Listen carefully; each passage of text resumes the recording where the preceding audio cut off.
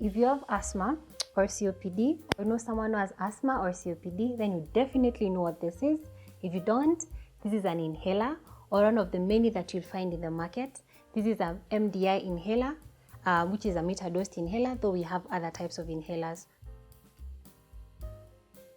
So research has shown from 70 to 80% of patients do not know the right technique of using an inhaler, and therefore it is important that you keep on revising as much as possible so that you don't forget and so that the inhalers work for us effectively.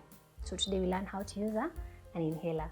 The most important thing when you're using an inhaler is to make sure that yours is viable and it's not expired. And where you check for that is on the bottle. You'll get some dates over there to confirm whether or not your inhaler is expired. Secondly, it is how you hold the inhaler, which is very important in delivering the medication to your lungs effectively. So this is how you hold the inhaler. You use the thumb and the index finger of your dominant hand. The thumb goes underneath here, the index finger goes up here, and it's supposed to be literally perpendicular to your mouth. The second most important thing is to make sure that when you're using the inhaler, you're either standing or seated upright like I am right now. So, say we are having an attack, what do? Hold your inhaler, shake the inhaler, remove the cap, prime your inhaler so that you can introduce medication into the system. Then as you're seated, put your mouth around the nozzle here, breathe in, breathe out. As you're taking a deep breath in, you take your first puff, hold and count up to 10. When you're done, breathe out slowly. And if according to your physician, you're required to take one or more than one puff, make sure to have a period of at least 30 seconds in between your first puff and your second one. When you're taking your second one, you repeat the same steps, which is shaking. You do not need to prime this time round. You just go straight to introducing the medication to your lungs. So I will try demonstrate it.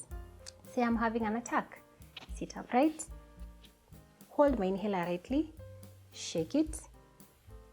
Lead off. Prime it. Perpendicular. Breathe in. Breathe out. Take a puff.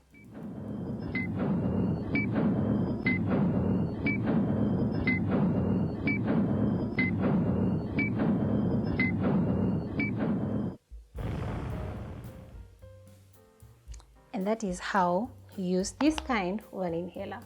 So in children, more often than not, we prefer using spacers because spacers allow us to effectively introduce the drug into the system without having the child go through the whole process that you have, because sometimes it's difficult for them to follow instructions. So what you have to make sure about your spacer is that it is fit for the child. That means it properly covers the nose and the mouth, and you'll follow the instructions that we've done. So you shake, you prime, you put it at the end where the inhaler should be at, puff, then allow the child to take 5 to 10 breaths, preferably 10. Don't count, just look at the filter, it normally moves. When it moves up to 10 times, that's it. Give it a break of 30 seconds. If you need to give another puff, the same thing, shake, puff, and you continue using until the child gets some relief.